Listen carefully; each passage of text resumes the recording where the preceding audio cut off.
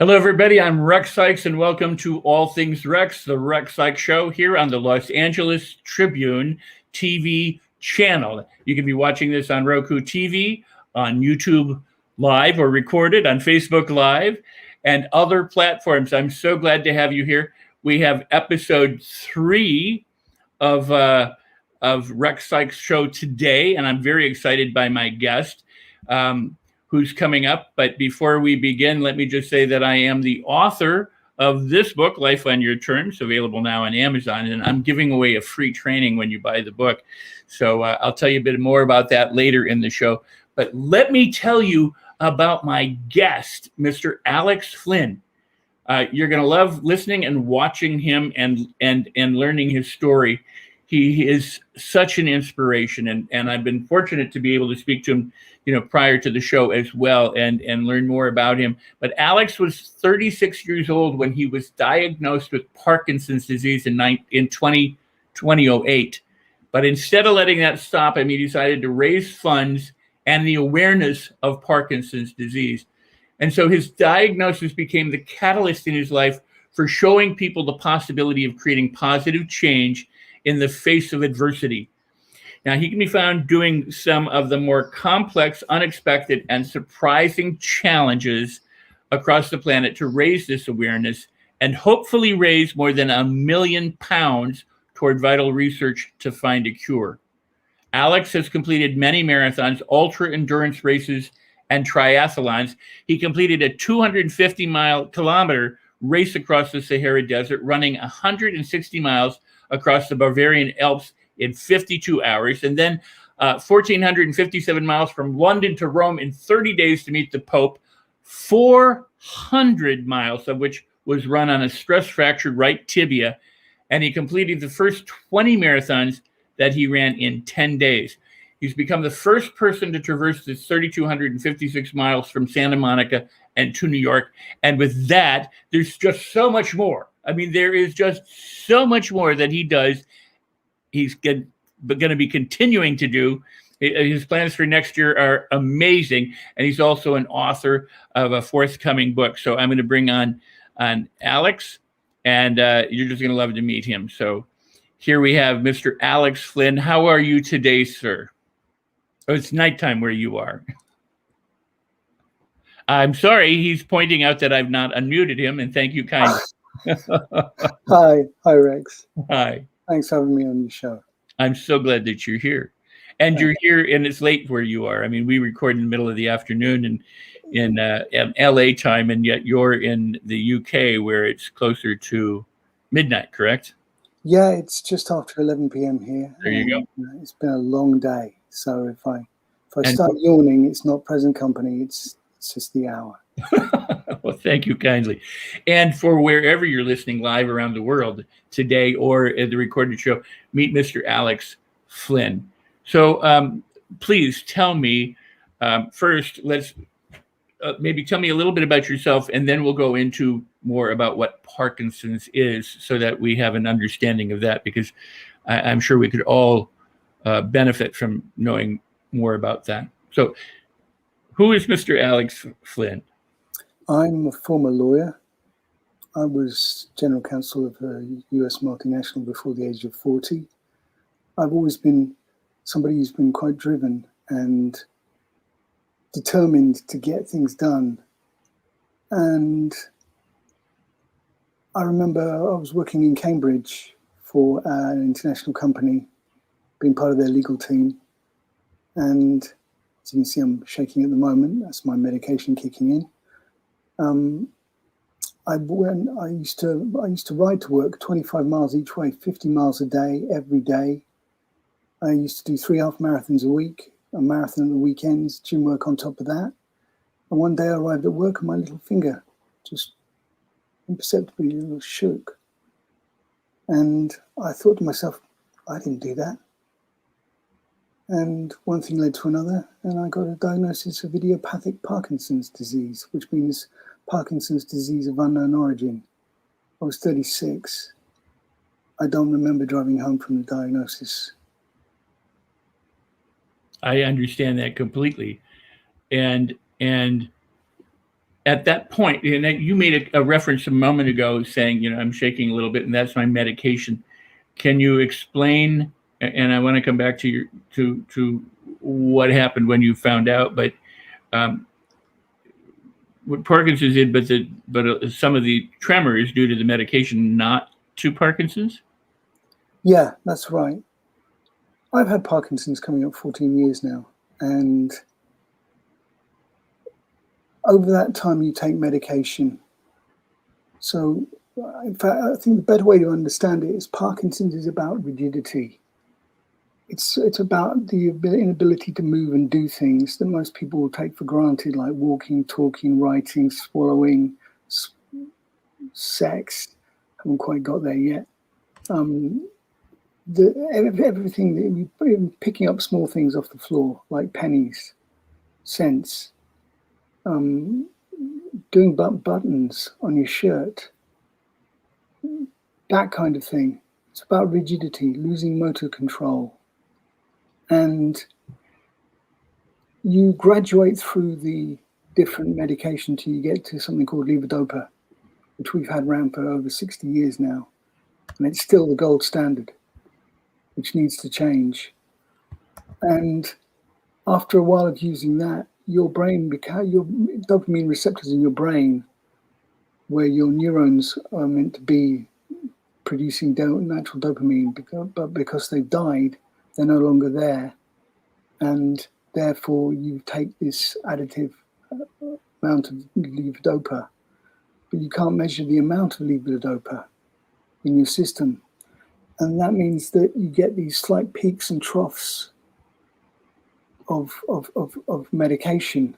And what that does is it hypersensitizes your dopamine receptors in your brain, causing you to move excessively or sometimes act like an 8-legged octopus, if I'm honest.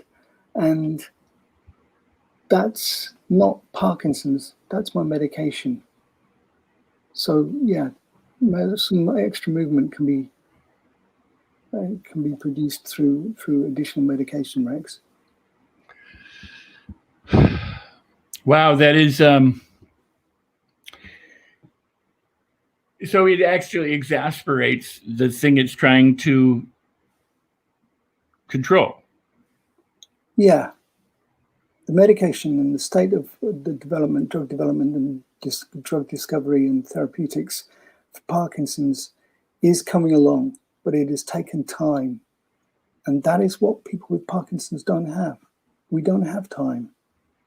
We don't have the opportunity to sit back and say, well, we'll wait 10 years for another treatment because that might work. Well, 10 years' time, I'm probably not going to be able to walk properly. 10 years' time, I don't know what will happen to me. It comes a statement that comes out of every person with Parkinson's. There are 10 million people in the world. It's the fastest growing neurological disease in the world. Wow. 1 in 15, this is the staggering statistic, 1 in 15 will get it within their lifetime. Wow, that is staggering. And the most surprising thing is the youngest person ever diagnosed with Parkinson's is a 2-year-old boy in 2016 from Canada. Do you, Alex, have any thoughts or inklings or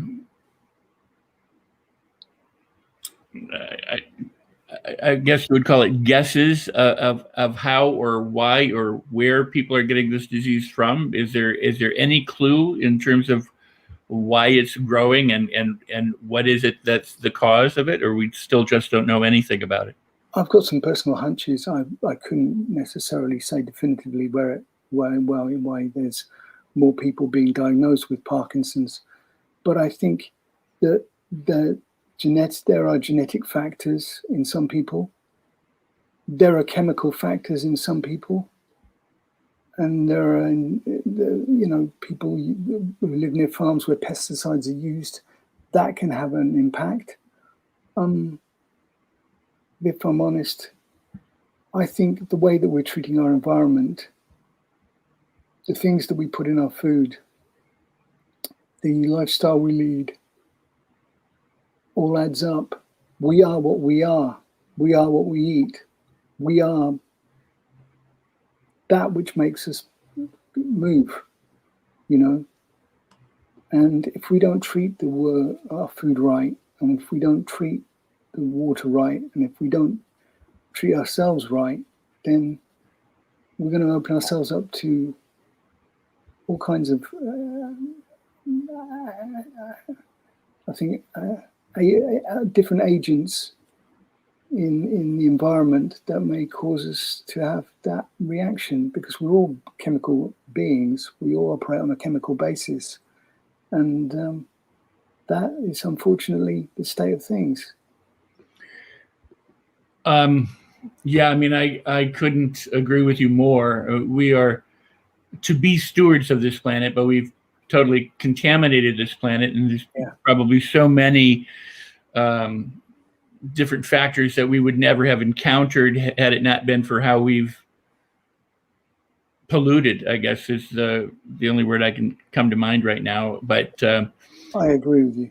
Our air, our food, our soil, the emissions, I mean, just everything that goes on, it has to have a profound effect on all species. And so I mean, that's a frightening statistic, honestly. And I hope that anyone watching and anyone listening that has any wherewithal to get involved, to not only help bring about the awareness of this debilitating disease, but also to contribute and or to help the cause of not only raising the awareness, but to develop the research instruments and tools and methodologies in order to combat the disease and hopefully find, a cure, and or to eradicate whatever the causal factors are. Because a lot of our medicine doesn't go after cause; it just goes after managing symptoms. And if we could find, what's causing it, we might be able to do more in terms of preventing it. Well, they think that it's caused by a protein called alpha-synuclein, which they believe occurs in the gut and works its way up your spinal column through into the basal cortex of the spine, the brain, and therefore then starts attacking neurons. But the reality is that Parkinson's affects the whole body, and it's such a misunderstanding that if you think it's an old person's disease, it's not. I like to think of it as an all-encompassing, welcoming disease. It doesn't discriminate. It just wants to give you a big hug, and that's a hug I want to stay away from. Yeah, that makes total and complete sense. I have your website is up and in view, and so people can find out more about this and how they can contribute or how they can help, or from your website. Is that? Yeah, they can contact me. Just put Alex at alexflynn.co.uk in your email address bar and send me an email, and you can contact me direct. That's I'm going to leave that there for a moment. We've got some other comments that come in, and they'll be on the screen whenever we can put them up. So let me ask you this. We were talking about your diagnosis, and you said, I don't remember the trip home after the diagnosis. So let's go back to that if we can, and then move forward to where you made the decision to not let this stop you, but that you were going to do the marathons and you were going to compete and bring the awareness up, because that in and of itself, a lot of people face adversity, but they don't know how to move from the adversity into being proactive as an advocate for themselves, or to not let things stop them. And you're an example of someone who said, I'm moving forward regardless. And that's very, very cool and very positive and very inspirational. So I would like to hear more from you about that. Where I was with my diagnosis, I was told by the man, and I told him to go play on a motorway, or other words to that effect. And it didn't faze him. He turned around to me, this consultant neurologist, and said, he put his professional career on the line, that I had had it so much so that he could have told me 4 years ago. And I stood there going numb. And I remember shaking his hand, listening to myself, thanking him for him giving me this diagnosis. And I'm inside thinking, why the hell are you thanking this guy? He's just told you there's nothing they can do. See you down outpatients, and just basically will manage your decline. Now, the thought that went through my head was, if I got cancer, and God forbid anybody gets cancer, I think it's horrendous that people do get cancer. And quite rightly, there are societies and organizations out there that provide support and assistance, like Macmillan, the charity in the UK. Now, when you're diagnosed with cancer in the UK, there is a guy or a woman or person from Macmillan there to give you that support instantaneously, to give you that hope that there is going to be some kind of end in sight to your suffering with this horrible cancer, and to provide a roadmap of where you need to go from there.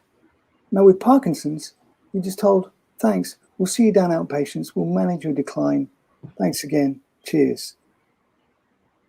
Hang on a second, but my world has just fallen out from under my feet. My legs have been cut out from beneath me, metaphorically speaking. What the hell am I supposed to do now? And I sat there in my car, turning the car on, and I don't remember driving home. I don't remember any of the traffic. I don't remember anything. I got home and I instantly, I didn't say anything to my wife. I just went who'd been with me at the hospital, my ex-wife now. That's another story. And I went and wikied Parkinson's. Why I did that, I have absolutely no idea. And the list of symptoms was legion, And I thought, oh, good God, what has happened to my life? What has happened to our life? What is going to happen to my family's life? I had 2 young boys at the time, and that was a hard thing to grasp. And I admit that I slipped into a dark abyss. I admit that was a time of a lot of introspection and it was a dark place, and one which I never want to return to. It was really horrible. How did you go from that? How did you get out of it? It was my 2 boys, my 2 sons, and my eldest 2 sons. I've got a third now. And they came up to me and said, "Are you okay, Dad? We love you, Dad. We want you to be okay, Dad." And the thought went through my head was, I got to help myself. Because if I don't help myself, I can't help them. If I can't help them, I can't help others. And something needs to be done.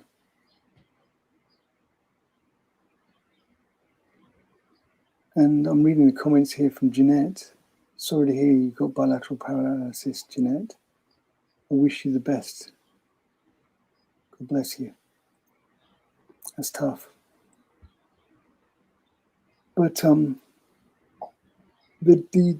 road back from this trench that I metaphorically got my depression fully ensconced in, it was a long way back to come back from that. It took months, and in the meantime, I'd already signed up prior to getting diagnosed with Parkinson's to do the Marathon des Sables, which is a 150-mile, 250-kilometer foot race across the Sahara Desert, temperatures up to about 135 degrees Fahrenheit, which basically cooks you. And what we didn't count on, this was in 2009, I talked myself into training for it because I thought, well, give it a go, see how it goes, see how we progress, because I don't know where this disease is going to go. I don't know how fast it's going to progress. Nobody's told me anything. Again, there's that lack of touching points, you know? It does appear, I mean, I think, don't you, I mean, what you just said, I think so many people face, they're trying to get answers from the medical community and they just aren't forthcoming. And it really can be a difficult place for people to live in, when there aren't clear-cut answers. How do you handle that? I'm not looking for a neurologist or medical professional who will come along and say, haven't seen you for 6 months or a year, which way the wind's blowing?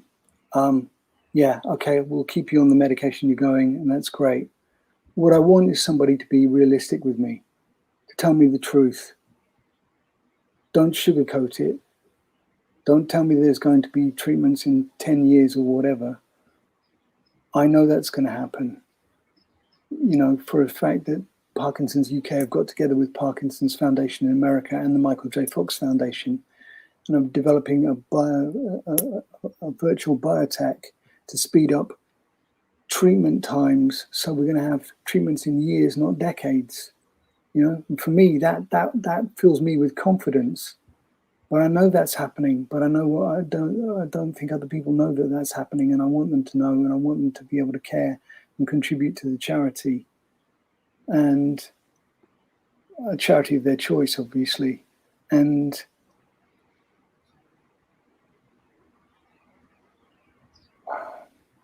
I think I just want that realism. I want somebody to be honest with me, because facing Parkinson's it's different for everybody. And you can't class it all under one banner. You can't paint it all with one brush. And that makes it harder to treat, makes it harder to diagnose, and harder to live with. But I have to say, and I'm not miserable, I am the happiest guy in the world for what I've achieved and what I do every day. And I want people to know that you're not alone with Parkinson's. You're not alone. There are 10 million people out there. There are organizations out there. There are support groups out there. There are people online that will help you. You are not alone. And if necessary, get in touch with me. Pick up the phone. Phone me. Right? Email me. I'll give you my number. You can phone me. And if you need to somebody just to listen to what you're going through and to have a friendly ear on that phone, I will be that ear. Wow, that is awesome, and I just hope that people really do reach out. And Dr.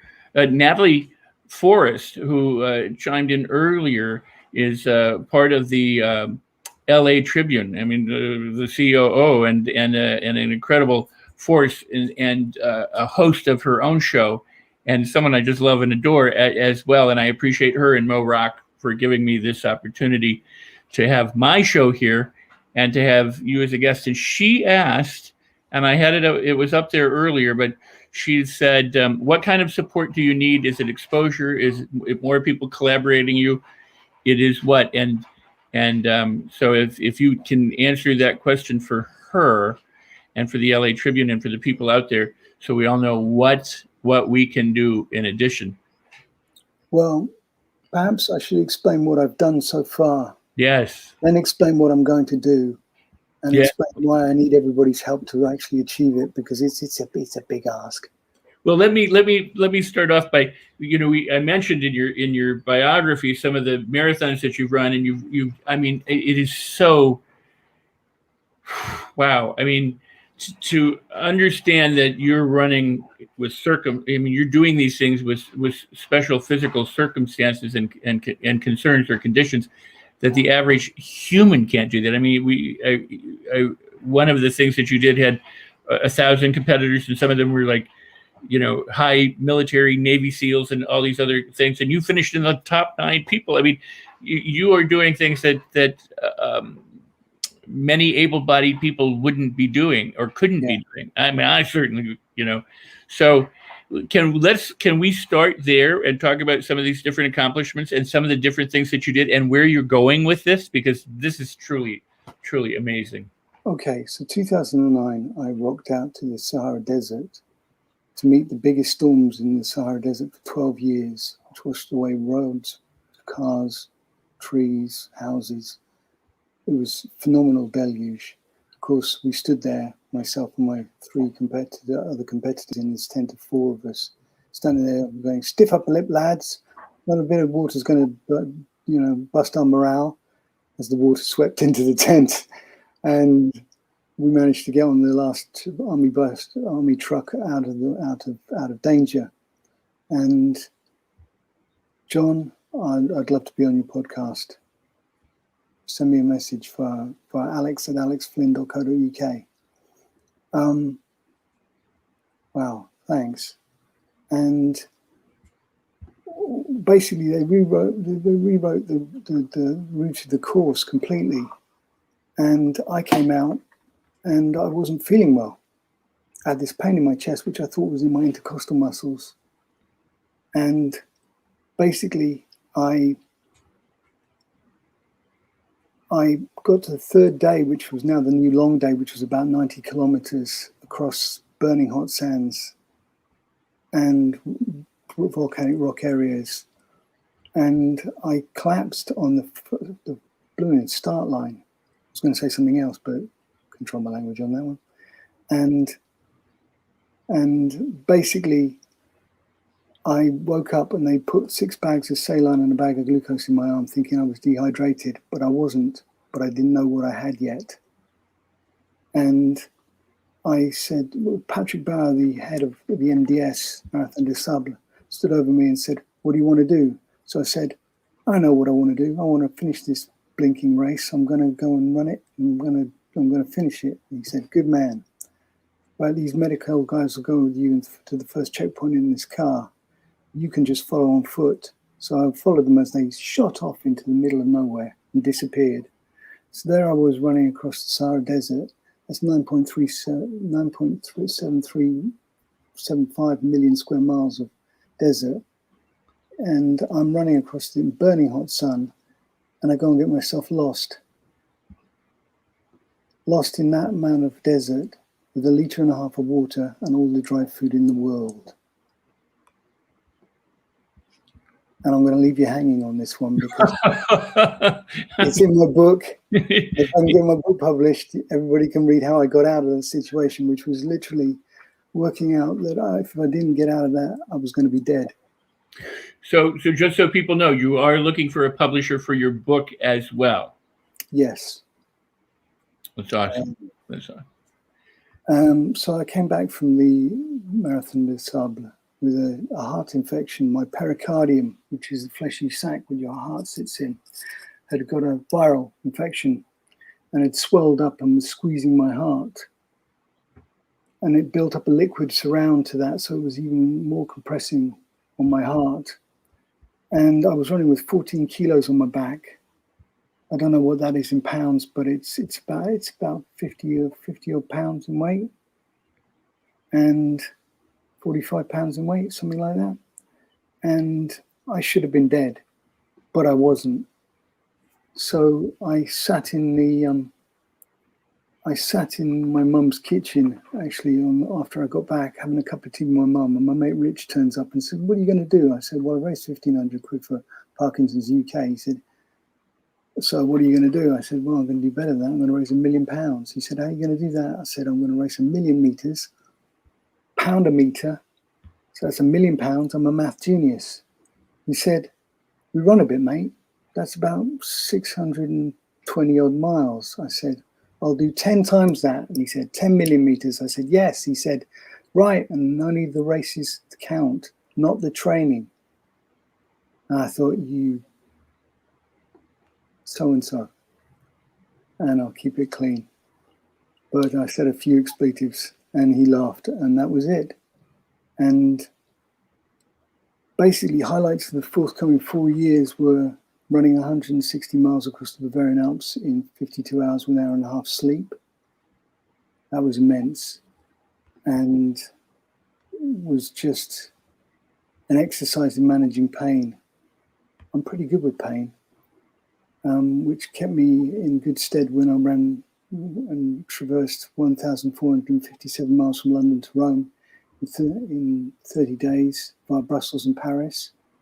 As you said, I ran 400 miles of that, plus with stress fracture right tibia. Every footfall was like a piece of 2x4 being slammed into my shin.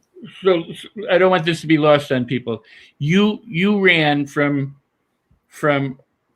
London to Rome, yeah, in 30 days to meet the Pope, via Brussels and Paris.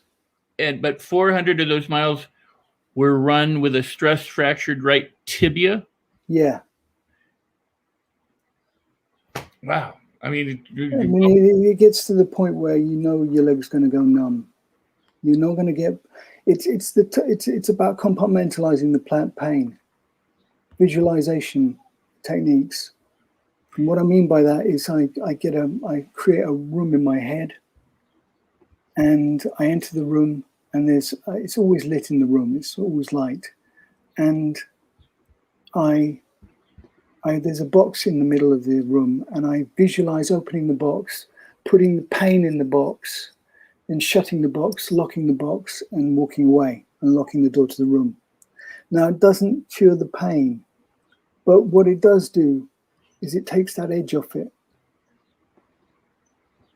Because, you know, when you've got pain like that, there is no edge to it. It sounds as opposed to stubbing your toe against the table and you think, crikey, my Moses, that is really painful, but you know there's going to be an edge to it where the pain is going to fade and it'll just get hot and then it'll fade and it'll be fine. When you're running continuously and your tendons are the only things holding your leg together, that's just smash, smash, smash, smash, smash, and your foot into the ground, and it's all road all the way. And yeah, that was an exercise in pain management. Well, on top of that, I mean that is just incredible. And you just gave some really good advice to people. I mean, in terms of you know, not necessarily removing the pain, but being able to manage some of the pain, you know, by using your mind and visualizing. I think that is absolutely a worthwhile, and people ought to learn from this and learn how to use their minds better. So I appreciate you sharing that. But you also became the first person to traverse the 3,256 miles from Santa Monica to New York. Yeah, that was epic. I had the BBC following me and filming. It went out to 60 million people globally. It was fantastic. I had a phenomenal crew, and I couldn't have done it without my team. There was absolutely no way I would have been able to do it without my team. And it took teamwork and support of those people who will remain my friends for life to get me across there. I cycled from Santa Monica Pier to Mount Whitney, climbed Mount Whitney, the second highest mountain in the United States, 14,500 feet. I did that in a day up the mountaineer's route, ran down the mountain, ran 135 miles across Death Valley, cycled from there to Las Vegas, then up the 66 to Toledo, Oklahoma, Ohio. I've got to get my US geography right. And then I kayaked Lake Erie till the weather closed me down at Cleveland, cycled from Cleveland to Toronto to see the better sides of the falls, because America, you don't. The Canadians pipped you on that, unfortunately. And then cycled across the Catskills and the Appalachians to New York and ran down Broadway to finish. I was supposed to swim to the Statue of Liberty. And interestingly, the US Police Department, New York Police Department, said they hadn't got a problem with you getting in the water off Manhattan Island, top. The Coast Guard said, we will withhold shipping for you. Brilliant. The US Coast, the Park Service said, because you didn't give us 6 months notice. If you get on with the Liberty Island or come within the boundary of it, we'll arrest you for being a terrorist. Yeah, you could have laughed. It's just ridiculous. But actually, I didn't want to. I was so knackered by the time I got there. It was 35 days door to door.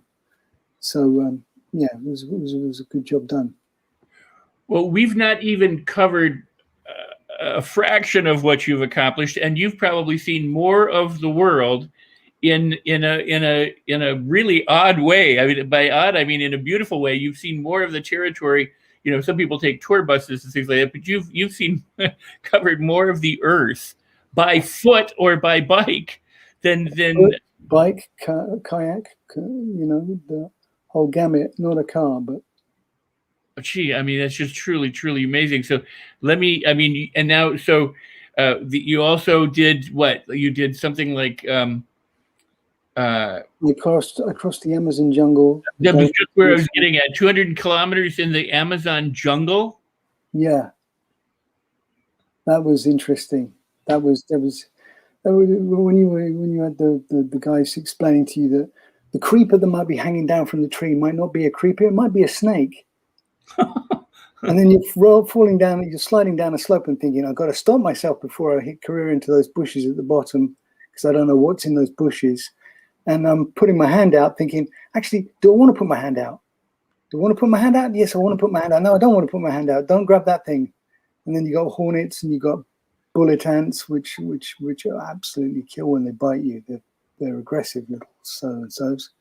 And yeah, so I ran that. And then I ran the Dolomites in Italy and then the Colorado Rockies, about 100 and 240 kilometers of the Colorado Rockies and 90 kilometers of the Dolomites in Italy. I did all those 3 in 8 weeks. I've done essentially the same distance of over 270 marathons so far, which has included running the Swiss French Alps and most notably a couple of other races that I think really hold up credibility, which were the Lost Island Ultra in Fiji.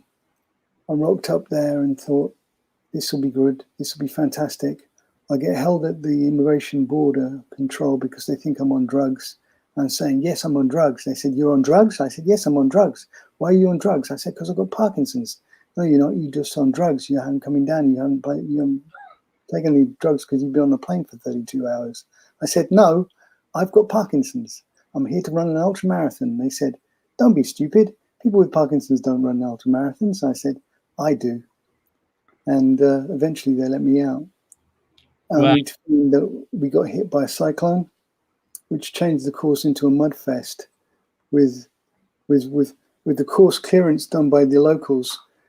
So they cut the bamboo out of the trail and on the sides of it, leave it in punchy sticks, 6-inch height with a sharp top. And of course, you're sliding around on the mud. Try not to impale yourself on the punchy sticks or slip over and smash your head on the rocks. And yeah, it was good. I came last and I don't come first anymore, but I try and complete what I do. And 99.999% of the time I do. So we did that, and I got out before another cyclone hit the island, and that was just a massive adventure. In fact, 2 weeks later, I ran the London Marathon, and then you might not think that's a hard thing to do, but after doing that kind of distance, 150 odd miles on essentially jungle and dirt track in Fiji, in sweltering temperatures and in fields of mud and sometimes up to your thigh in mud, to come onto the London streets and bang out 26 miles would be fantastic, as long as my medication didn't just surprise me and stop working. And when that happened, my dystonia, which is muscle contractions, involuntary muscle contractions, took over. And my right leg steps over invisible boxes. And in doing so, turns my ankle in on itself and curls my toes underneath my feet, inside my shoe, and then smashes my foot down into the ground. Now, that happened, that my medication gave out at 10 miles in. And for the next 16 miles, my foot smashed into the tarmac every single footfall. My foot wasn't sweaty, it was blood. And I was in massive amounts of pain, trying to visualize lots of times putting the pain in the box. It just wasn't happening because every time my foot hit the ground, it would be just pain. Luckily, I didn't break any bones, but I have to say I still did my longest marathon ever, which was 7 hours, 10 minutes, 5 seconds. So, I still completed it, which is the aim of the game. Well, I mean, that truly, I mean, a lot of people, if you want to finish a marathon, you have to finish the marathon. And completion, you talk in terms of completion, it's not about necessarily coming in first. It's about making, doing it. I think, and for this is, I want to choose my words carefully because it's just so incredible. It's just so amazing what you've accomplished. I mean, you went 200 kilometers in the Amazon jungle, climbed and ran 90 kilometers in the Dolomites, and then 236 kilometers across the Colorado Rockies, all within 8 weeks. And you just got done sharing, that you had done something, and then X amount of weeks later, you've done something else. I mean, you're not stoppable, are you? I'm not going to tempt fate on that one. I'm not going to tempt fate on that one. Well, but I mean, you just keep going. My sons think I'm unstoppable, and I think that's something that I love. The fact that they think that Dad's Superman, and that's really great. But you're demonstrating that your will and your mindset and your heart and your passion to do this, as a human, but also to bring it to a greater cause and a greater good, and to bring awareness to, Parkinson's and what's going on, and to help raise money for research. I mean, am I wrong to say you're a driven man? I am driven. I am a man of my word. If I give my word is my bond. That's awesome. My dad told me that, and I stick by that. So if I say I'm going to do something, I will do it, and I'll keep throwing myself through that brick wall every single time until I can't physically do it. And then when I can't physically do it, I'll find another way to achieve it. Well, it's just so amazing. I think a good example of it would be coming off the London Marathon, and about 20 days before the race start of the Primal Quest pursuit race, which was 240 miles in British Columbia, Big Bear country, with lots of grizzly bears, and having about 20 days to get race fit to do the race with Mike Closser, 5 times world adventure racing champion, and 2 fantastic other racers, Chris Paisley and Anna Jones. And we still managed to finish that race, irrespective of the amount of fatigue that it caused us, in 4 days and 5 hours. And I had 2 broken ribs coming off a bike on the second bike stage 9 times because I'd fallen and hurt my right shoulder, and therefore I couldn't push back when I put the brakes on going down the hill fast, and just went flying off the bike about 9 times. So I ended up with a bulging disc into my spinal column, and that cut off any feeling to my right arm and hand. So I finished that with the team in 4 days and 5 hours, which I think really pretty chuffed with. And I think that left me a bit broken for a few months, and I got into 2020 after trying to put something together for Eco Challenge and failing in 2019. And I thought I was on to do something interesting, and then COVID came along, and everybody was climbing their stairs to the height of Everest or running a marathon around their garden. I thought, well, why don't I do a vertical marathon, which is 2.3 times the height of Everest, up my stairs? So I did it in 7.5 days. But if you look at the mathematics on this, it's not 2.3 times the height of Everest going up. It's also 2.3 times the height of Everest going down. So I did 4.6 times the height of Everest in 7.5 days. Well, you just have, I mean, you're sharing so many stories from so many places around the world. And I mean, we haven't even gotten to the Arctic yet and to everywhere else you've been. And on top of that, then you did like 3,000 press ups, a competition doing, push ups. And yeah, I took on two small competitions. I did the Ultimate Guy competition from Men's Health magazine US, and they ummed and ahed about me taking part, but eventually capitulated because I was living in Houston, Texas at the time. And they said, well, what's your story? So I told them my story, and they put it through the judging panel, and I went through different heats of, comparison, I guess. Don't know how they worked it out, but I was up against people from Special Forces, US Marines, and first responders, and I came 9th. I couldn't believe it, which I thought wasn't bad for a skinny guy with Parkinson's. A bit shaky, but I still managed it. And then I got into the issue of PTSD, post-traumatic stress disorder, for first responders, and wanted to raise some money for them, because it's quite important that we cherish our first responders and people that save lives and do stuff, because they don't earn a lot of money.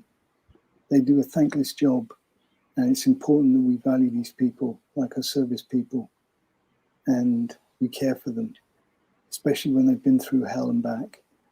And I decided I'd do 22 marathons, 22 push-ups a day for 22 days, but add 22 every day to the running total that I had to do. So I would try and aim for over 5,000 push-ups in 22 days.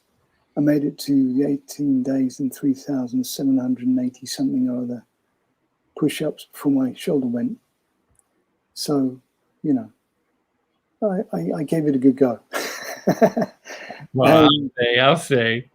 Yeah, and the Arctic was trying to do an unsupported exploration or traverse of the Kungsleden Kings Trail in Sweden in winter, which is about, in February, is minus 29 degrees, and I end up ripping a bunch of tendons in my ankle.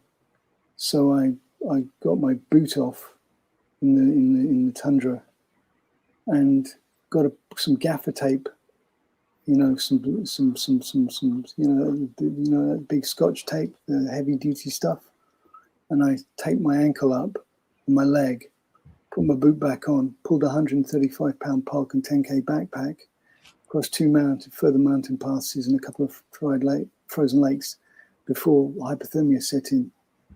And I think my relentless beast of drill that drives me recognized that was going to be a problem. So I had to pull out, which was the right thing to do, because my fellow guys, my fellow explorers, Scott Gilmore and I've forgotten my other mate's name. Oh, that's bad. And the pair of them went off and did the rest of the Kungsleden in that bitter cold. And hats off to them. Well, that just, it's so amazing. There's so many more stories, and I'm sure you write about them in your book, and we can talk about them, but I want to be sure to tell viewers right now, I just want to interrupt what we're doing for a second, Alex, and say, if you're watching this show and it's on YouTube or Facebook or wherever you're watching it, hit the like buttons, leave comments, engage. Please share this show so that we can get the word out for Alex and his website, so that he can get the attention that he deserves to get to this incredible cause, and the mission that he has is to bring awareness and both research and a cure to Parkinson's disease. I'm so blown away. I truly am. And So go ahead and hit the likes and leave comments and share this wherever and whenever you can, and also contact him. The website will be up again, and we've put it up multiple times. And go ahead and watch the show again and again. It streams live, but it does. The recorded show is available also on Facebook. As the Los Angeles Tribune Facebook page, it will be available on my page. Alex, if you have a Facebook page, and yeah, I do. Just put at 10 million meters, the number 10 followed by million meters. So what we'll do is we'll share it to your page too, so that you have it, and we'll get you the link so that you can promote it, and anywhere, and it'll be on YouTube, and I think Periscope and Twitch, and of course Roku TV. So be sure to do that.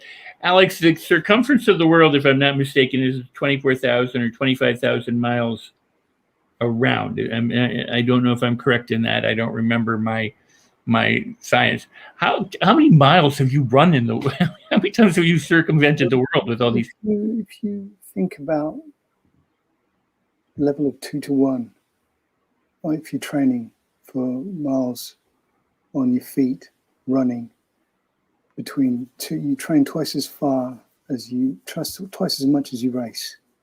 So put it all together, I've run around the planet. My goodness. Kayaked around the planet, which is really quite remarkable. Thinking that I'm just this bloke, and I'm just a bit annoyed about having Parkinson's. So it's taken me around the planet. But where I'm going next is where I need everybody's help. Yes, let's talk about that because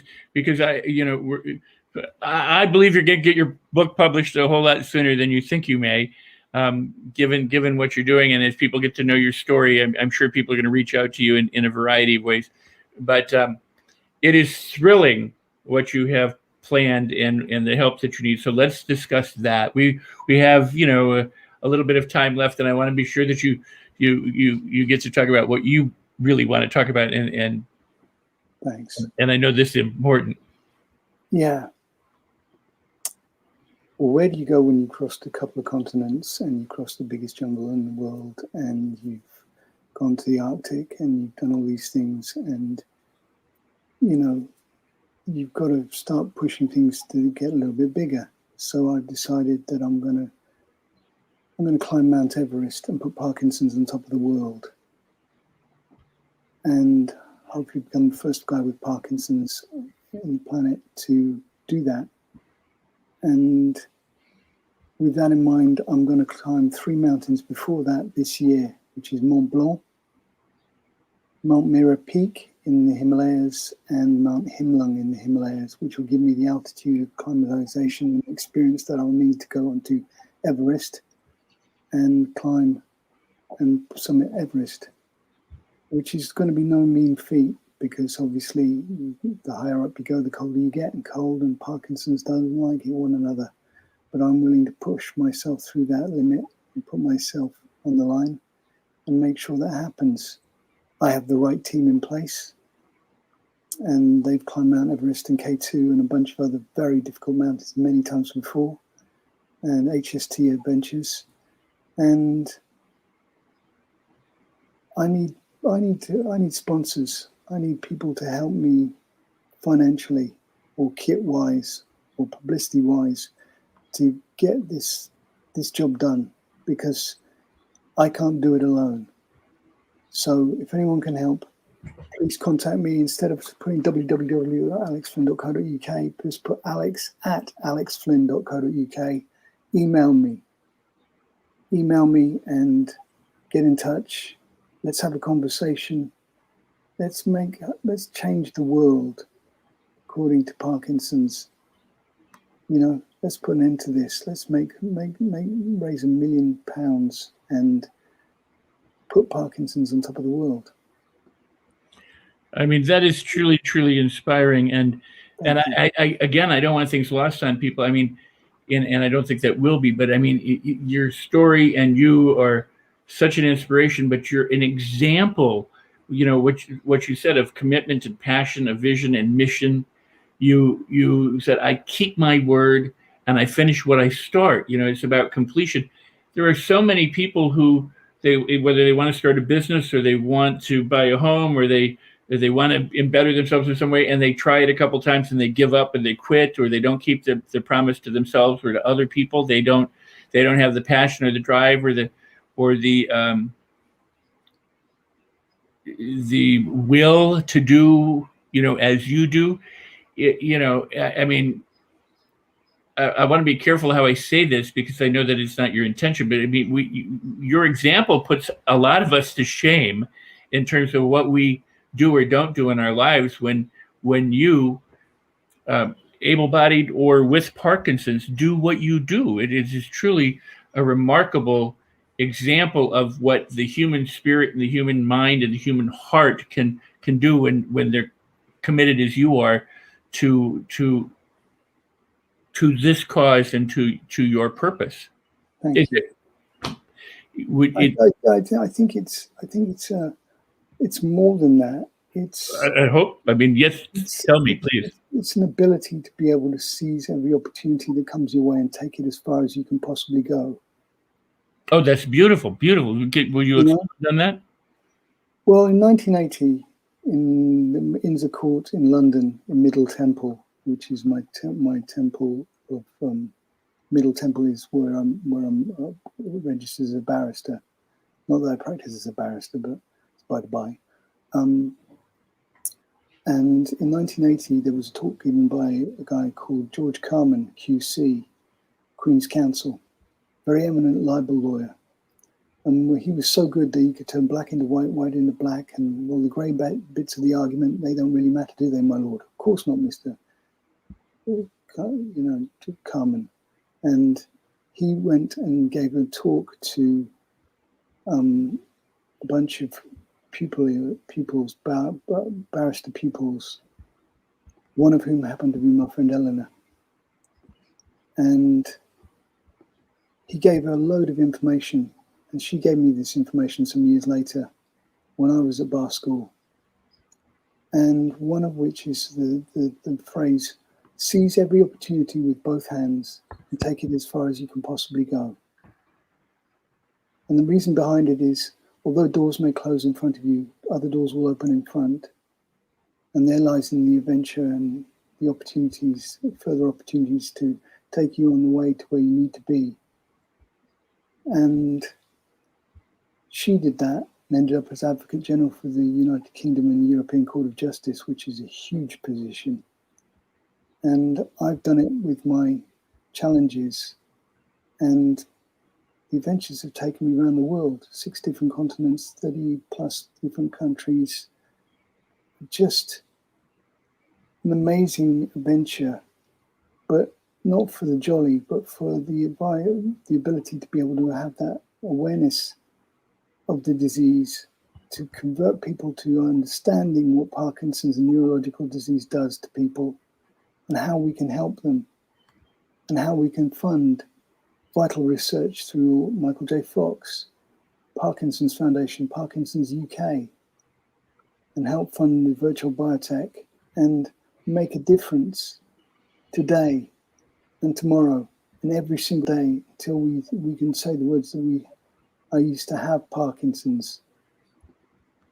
That would be something.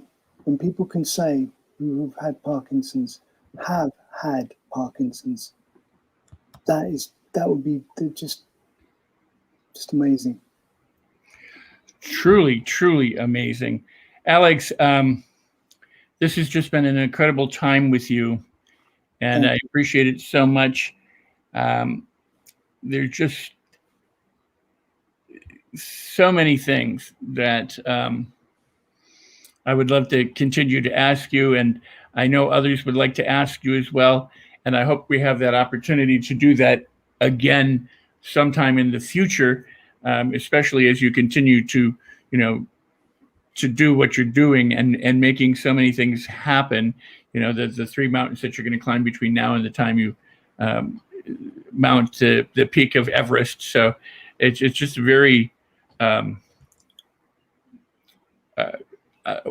I'm saying is I want to keep in touch and be able to update people with your progress and also be of service to you in some form or fashion as best I can to keep the light on this issue that's important to you and so many people in the world alive and shining bright, so that we can continue to move forward and accomplish what you hope and intend to accomplish.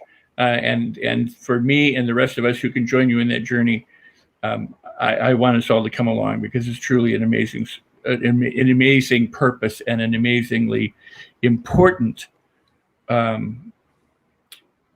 disease to cure.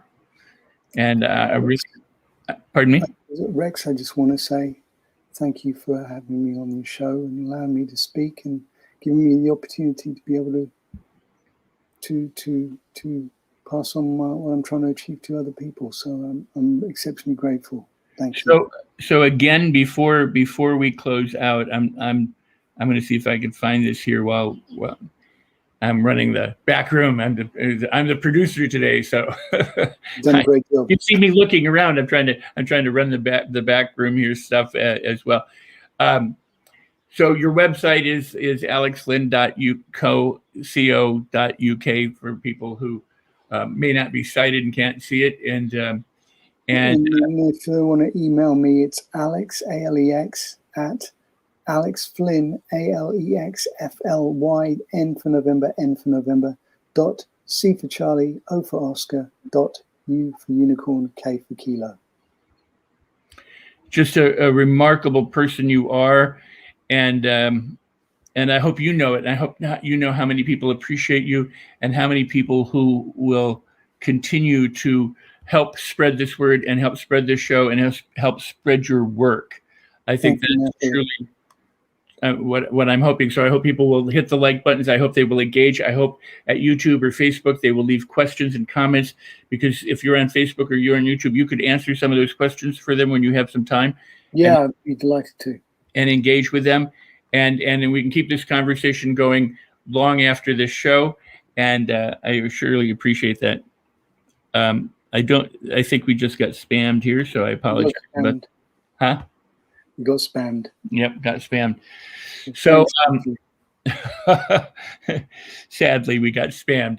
But thank you so much. And I want to thank Dr. Natalie Forrest and Mo Rock for giving me the show, so that I could have people like you, meet people, or people in the audience can meet people like you on this show. So I thank you so much for being here today.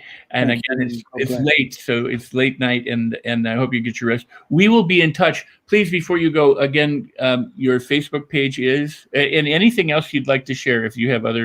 Facebook is at the ampersand at number 10, followed by the words million meters. And my Instagram is Alex Flynn Official, or Alex Flynn, depends on which account you end up in. And I can be found at Twitter, which is Alex Flynn 01. And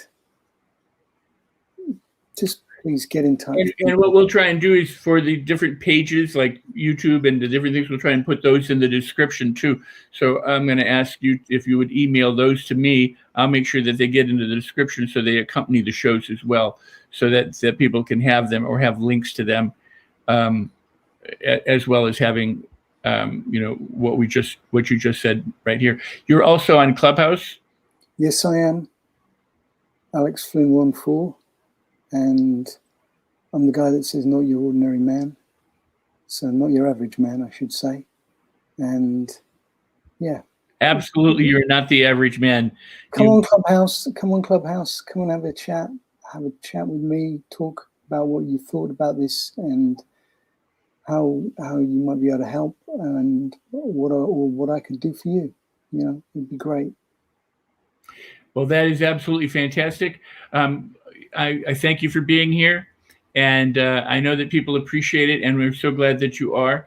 And you and I will keep this discussion alive long after we complete this time here together. But thank you for being here, and have a fabulous rest of the evening. We can get some sleep. Take care. Thanks, Rex. And you too, sir. Wow. Wow, right? What an incredible person. What an incredible man. I'm so happy to have made his acquaintance and to be able to bring his story and him to you, the viewers and the listeners. And I do hope that you will take it to your heart and share what he's doing. Hit the like button, share this program near and far, because this is an important disease that needs to be eradicated. And as you heard him say, he goes, it's going to happen. We just need to make work on it. And he's doing everything he can in order to bring awareness to Parkinson's and in order to be able to help fund research so that we can get a stronghold on the stranglehold of Parkinson's that it has on people. And so I'm just humbled and honored and pleased to have him here today and for us all to help him in his work and in his mission. So thank you. I appreciate that. In closing the show, my next guest coming up will be next week. We record every Thursday live. We stream and record at 3 p.m. California time, PST, and or PDT as it is now, Daylight Savings Time, 5 p.m. Central Time, and 6 p.m. Eastern Time. The show then becomes available later on Roku television, and it is available for replay on Facebook Live, YouTube Live, I believe Periscope, and Twitch. I am the author of a book called Life on Your Terms. It's available at Amazon. But what I'm doing right now is I'm giving away a $497 training as a bonus. If you bought the book or if you buy the book from Amazon, you can get that training. You go to my website, which is Rex Sikes, REXSIKES. It's my name. You can see it there, rexsikes.com. And you'll see the book. Looks like this.